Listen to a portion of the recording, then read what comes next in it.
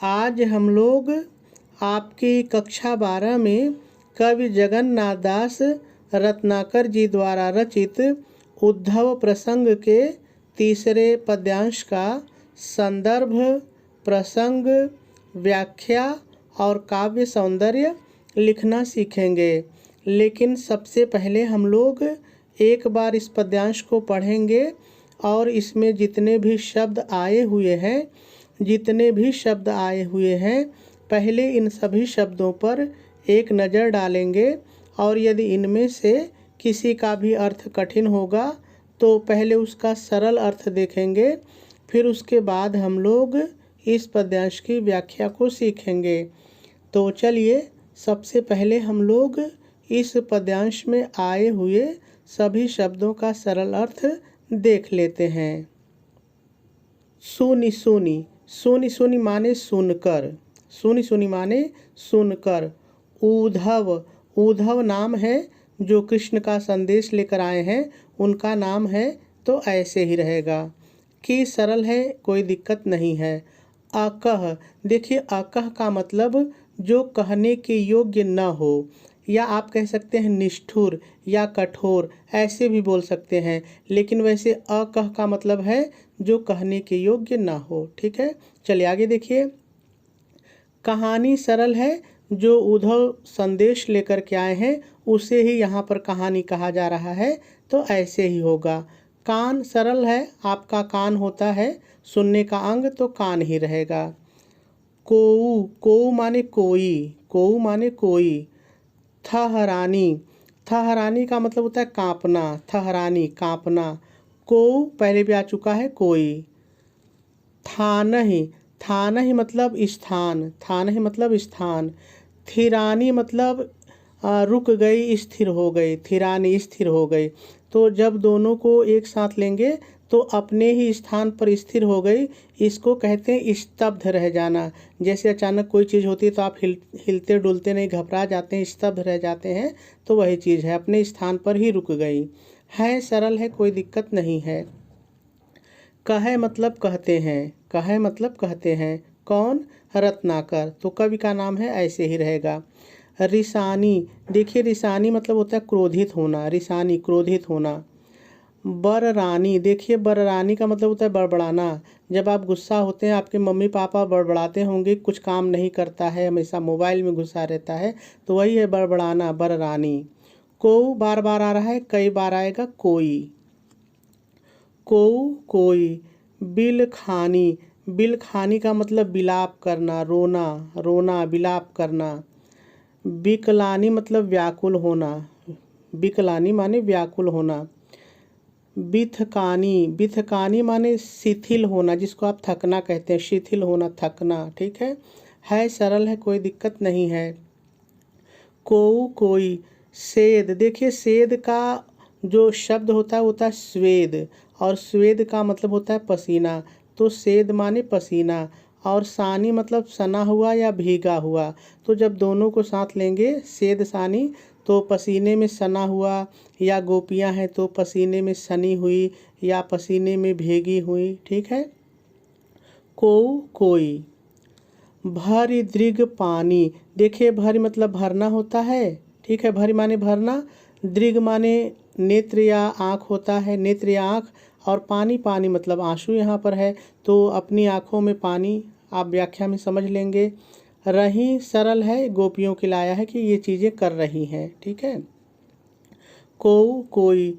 घूमि घूमि, देखिए घूमि घूमि का मतलब होता है घूम घूम कर, यानी चक्कर खाकर। जब आप घूमते हैं, आप कहते हैं ना चक्कर आ रहा है, तो घूम घूम चक्कर, चक्कर आना। परी मतलब गिर पड़ना, परी मतलब गिर पड़ना भूमि पर। ठीक है, भूमि कोई दिक्कत नहीं, भूमि जमीन धरती। मुरझानी मतलब मुरझाना, मुरझाना सूखना, मुरझाना। है सरल है, कोई दिक्कत नहीं है, सारी चीज़ें गोपियों के लिए आ रही हैं। कोऊ कोई। श्याम श्याम, श्याम श्याम मतलब श्री कृष्ण, श्री कृष्ण। के सरल है, कोई दिक्कत नहीं है। बहकी, देखिए बहकी का मतलब भी यहाँ पर व्याकुल होना है, व्याकुल होना, बहक कर, व्याकुल होकर। बिललानी, बिललानी का मतलब होता है तड़पना, बिललानी माने तड़पना। को सरल है, कोई बार बार आ रहा है, ठीक है, कोई। कोमल ये भी सरल है, कोमल। मुलायम आप जानते हैं, कोमल या मुलायम। करेजो मतलब करेजा, शरीर के अंदर होता है ना कलेजा, वही कलेजा। थामी मतलब पकड़कर, थामी मतलब पकड़कर। सहमी माने भयभीत होकर या डर से, भयभीत होकर या डर से। सुखानी मतलब सूख गई, सुखानी मतलब सूख गई। है सरल है, कोई दिक्कत नहीं है। तो सभी शब्दों का सरल अर्थ हम लोगों ने देख लिया।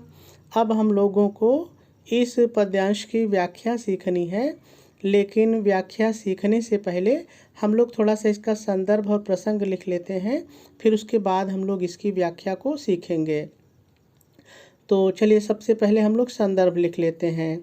आप संदर्भ हेडिंग डालेंगे, डैश डालेंगे और डैश डाल करके लिखेंगे प्रस्तुत पद्यांश हमारी पाठ्य पुस्तक हिंदी के काव्य खंड में संकलित उद्धव प्रसंग शीर्षक से उद्धृत है। इसके रचयिता श्री जगन्नाथ दास रत्नाकर जी हैं। पूर्ण विराम लगा देंगे और आपका संदर्भ पूरा हो जाएगा। चलिए अब प्रसंग लिख लेते हैं। आप प्रसंग हेडिंग डालेंगे, डैश डालेंगे और डैश डाल करके लिखेंगे प्रस्तुत पद्यांश में उद्धव द्वारा कृष्ण के निष्ठुर संदेश को सुनकर गोपियों की अत्यंत दयनीय दशा का बहुत ही मर्मस्पर्शी वर्णन किया गया है। पूर्ण विराम लगा देंगे और आपका प्रसंग भी पूरा हो जाएगा। चलिए अब हम लोगों को इस पद्यांश की व्याख्या सीखनी है, लेकिन इस पद्यांश की व्याख्या को सीखने से पहले थोड़ा सा हम लोग ये जान लेते हैं कि आखिर इस पद्यांश में है क्या, तो व्याख्या समझना हम लोगों के लिए थोड़ा और अधिक आसान हो जाएगा। देखिए इस पद्यांश में है क्या कि जो उद्धव हैं वो मथुरा से श्री कृष्ण के निर्गुण ब्रह्म की उपासना संबंधी या यूं कहा जाए कि कृष्ण के योग संबंधी संदेश को लेकर के गोकुल में गोपियों के पास आए हैं और वो कृष्ण के निर्गुण ब्रह्म की उपासना संबंधी या यूं कहें कि कृष्ण के योग संबंधी संदेश को गोपियों से बताते हैं। जब गोपियां कृष्ण के इस संदेश को सुनती हैं तो उनकी दशा किस तरह से दयनीय हो जाती है, वो किस तरह से व्याकुल हो जाती हैं, वही इस पद्यांश में बताया गया है। तो चलिए हम लोग पद्यांश पर चलते हैं और एक एक लाइन के माध्यम से जानते हैं कि गोपियों की दशा किस तरह से दयनीय हो जाती है। तो कवि कहते हैं, सुनी सुनी उद्धव की अकह कहानी कान को थहरानी को थानहि थिरानी है। हम लोग दो दो लाइन लेकर के इसकी व्याख्या को सीखेंगे, ठीक है, तो सीखना आसान होगा। तो प्रस्तुत पद्यांश में इतना अपने जोड़ लीजिए, प्रस्तुत पद्यांश में उद्धव की, या आप कह सकते हैं उद्धव द्वारा, उद्धव द्वारा न कहने के योग्य, अकह न कहने के योग्य कहानी को, अर्थात कृष्ण के योग संबंधी निष्ठुर संदेश को। इतना भाव के अनुसार अपने से जोड़ देंगे तो और अच्छा होगा। सुन लीजिए, अर्थात कृष्ण के योग संबंधी निष्ठुर संदेश को अपने कान से, कान अपने कान से सुनकर, सुनकर, अपने कान से सुनकर कोई गोपी कांपने लगती है, थहरानी कांपने लगती है, कोई गोपी कांपने लगती है। कामा है तो कामा लगा देंगे, कामा कोई अपने ही स्थान पर, थान ही स्थान पर, कोई अपने ही स्थान पर स्थिर हो जाती है, थिरानी स्थिर हो जाती है या रुक जाती है, स्थिर हो जाती है, और पूर्ण विराम लगा देंगे। चलिए एक बार फिर से दोनों लाइन की व्याख्या को देखते हैं। बहुत ही सरल है, बस आप ध्यान से सुनिएगा और मेरी कलम को आगे पीछे देखिएगा कि किस तरह से मैं वाक्य बनाता हूँ, ठीक है। तो देखिए हमेशा की तरह पहले आप व्याख्या हेडिंग डाल लेंगे और थोड़ा सा लिख लेंगे प्रस्तुत पद्यांश में, ठीक है। अब आ जाइए पद्यांश पर। प्रस्तुत पद्यांश में उद्धव द्वारा न कहने के योग्य कहानी अर्थात कृष्ण के योग संबंधी निष्ठुर संदेश को अपने कान से सुन करके कोई गोपी कांपने लगती है, कोई अपने ही स्थान पर ठहर जाती है, रुक जाती है, ठहर जाती, चाहे जो बोलिए, ठहर जाती है। और पूर्ण विराम लगा देंगे। चलिए आगे देखते हैं। कह रत्नाकर रिसानी बर रानी को बिलखानी बिकलानी बिथखानी है। बहुत ही सरल है। कवि का नाम आ गया है तो पहले हम लोग कवि का नाम लेंगे। तो आगे कवि रत्नाकर जी कहते हैं कि उद्धव द्वारा कृष्ण के निष्ठुर संदेश को सुनकर, इतना भाव के अनुसार और जोड़ दीजिए तो हमारी व्याख्या बहुत प्यारी हो जाएगी। तो फिर से सुनिए। उद्धव द्वारा कृष्ण के निष्ठुर संदेश को सुनकर, अब आ जाए लाइन पर, सुनकर कोई गोपी क्रोधित हो जाती है। रिसानी क्रोधित हो जाती है, कोई गोपी क्रोधित हो जाती है, कोई बड़बड़ाने लगती है, कोई विलाप करने लगती है, या आप कह सकते हैं रोने लगती है। विलखानी विलाप करने लगती है, कोई व्याकुल हो जाती है। विकलानी कोई व्याकुल हो जाती है, कोई शिथिल हो जाती है। बिथकानी मतलब शिथिल हो जाती है। और पूर्ण विराम लगा देंगे। चलिए एक बार फिर से दोनों लाइन की व्याख्या देखिए, बहुत ही सरल है। देखिए आगे कवि रत्नाकर जी कहते हैं कि उद्धव द्वारा कृष्ण के निष्ठुर संदेश को सुनकर कोई गोपी क्रोधित हो जाती है, कोई बड़बड़ाने लगती है, कोई विलाप करने लगती है, कोई व्याकुल हो जाती है और कोई शिथिल हो जाती है। और पूर्ण विराम लगा देंगे। चलिए आगे देखते हैं। कोऊ सेद सानी कोऊ भर दृग पानी रही, कोऊ घूमि घूमि परी भूमि मुरझानी है। ठीक है, बहुत सरल है। आगे कवि कहते हैं कि कोई गोपी पसीने में सन जाती है, या आप कह सकते हैं कोई सखी कोई गोपी पसीने में भीग जाती है, कोई अपनी आँखों में आंसू भरने लगती है, कोई चक्कर खाकर घूम घूम चक्कर खाकर के भूमि पर गिर जाती है, कोई मुरझाने लगती है। और फिर पूर्ण विराम लगा देंगे। चलिए एक बार फिर से देखते हैं, बहुत ही सरल है। कवि रत्नाकर आगे कहते हैं कि उद्धव से निष्ठुर संदेश को सुनकर के, चाहे तो इतना जोड़ लीजिए, उद्धव से निष्ठुर संदेश को सुनकर के कोई गोपी पसीने में भीग जाती है। मैंने कहा चाहे ये कहिए चाहे पसीने में सन जाती है, ठीक है, तो मैं भीग जाती कहता हूँ। कोई सखी कोई गोपी पसीने में भीग जाती है, कोई अपनी आँखों में आंसू भरने लगती है, कोई चक्कर खाकर भूमि पर गिर पड़ती है, कोई मुरझा जाती है। और पूर्ण विराम लगा देंगे। चले आगे देखिए। आगे कवि कहते हैं कोऊ श्याम श्याम के बहकी बिललानी, कोऊ कोमल करेजव थाम ही सहमी सुखानी है। बहुत ही सरल लाइन है। कवि रत्नाकर जी पुनः कहते हैं कोई गोपी, गोपी कहिए सखी कहिए कोई दिक्कत नहीं है, कोई गोपी श्री कृष्ण कहते कहते, श्री कृष्ण कहते कहते, श्याम श्याम कहते कहते व्याकुल होकर के, बहकी व्याकुल होकर के, बिललानी बिललानी मतलब तड़पना, को व्याकुल होकर के तड़पने लगती है, बिललानी तड़पने लगती है, तो कोई अपने कोमल कलेजे को पकड़ करके भय के कारण सूख जाती है।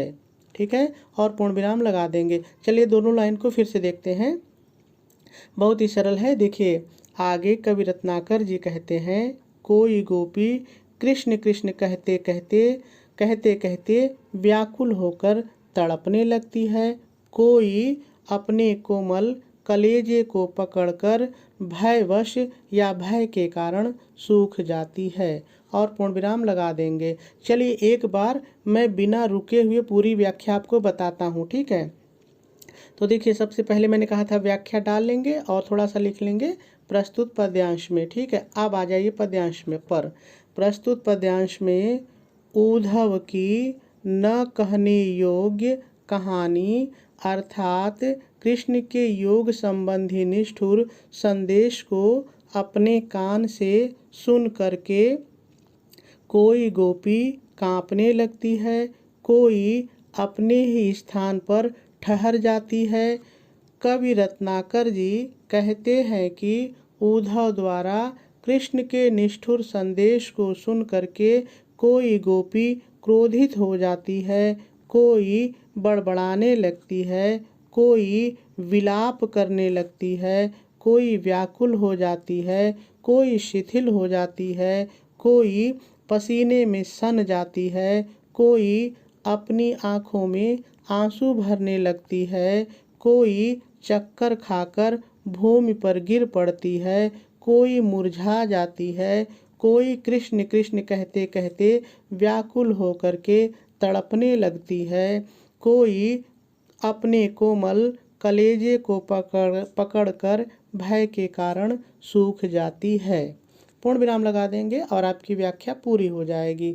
चलिए अब हम लोग थोड़ा सा इसका काव्य सौंदर्य भी देख लेते हैं, क्योंकि कभी कभी अलंकार वगैरह पूछ लेता है, भाषा वगैरह। तो देखिए यदि रस की बात करें तो इसमें वियोग श्रृंगार रस है, इसको विप्रलंभ भी कहते हैं वियोग को, तो दोनों लिख दिया मैंने ताकि आपको पता रहे, चाहे वियोग कहिए चाहे विप्रलंभ श्रृंगार कहिए एक ही बात है, ठीक है। छंद की बात करें तो ये मनहरण सवैया छंद है। यदि अलंकार की बात करें तो इसमें अनुप्रास और पुनरुक्ति प्रकाश अलंकार है। दोनों कहाँ हैं, चलिए हम लोग पद्यांश पर देखते हैं। तो देखिए यदि आप यहाँ पर ध्यान देंगे तो यहाँ पर है अकह कहानी कान क, तो यहाँ पे क की पुनरावृत्ति है, ठीक है। यहाँ पर देखिए थाने थिरानी में थ की पुनरावृत्ति है, तो जहाँ पर एक ही वर्ण होता है वहाँ पे अनुप्रास अलंकार होता है, आपको पता है। देखिए यहाँ पर बिल खानी, बिकलानी, बित खानी ब, ठीक है। यहाँ देखिए सेद सानी में स, तो यहाँ ऐसे आप देख लीजिएगा जहाँ भी एक वर्ण की पुनरावृत्ति हो रहती है वहाँ पे अनुप्रास होता है। एक हो गया। अब दूसरा देखिए यहाँ पर आप देख रहे हैं श्याम श्याम, देखिए श्याम श्याम, यहाँ पर घूम घूम, तो जहाँ पर एक शब्द एक से अधिक बार आता है लेकिन उसका अर्थ एक ही होता है वहाँ पर जो है पुनरुक्ति प्रकाश अलंकार होता है। तो देखिए यहाँ पर घूम घूम का एक ही मतलब है चक्कर खाकर ना, चक्कर खाना, और यहाँ पर श्याम श्याम का एक ही मतलब है श्री कृष्ण, इसलिए यहाँ पर पुनरुक्ति प्रकाश अलंकार है। दोनों अलंकार हो गया। चलिए आगे देखते हैं। यदि हम लोग इस पद्यांश की भाषा की बात करें तो इसकी जो भाषा है वो ब्रज भाषा है, शैली इसकी मुक्तक है, गुण इसमें प्रसाद है, और यदि शब्द शक्ति देखी जाए तो शब्द शक्ति इसमें लक्षणा है।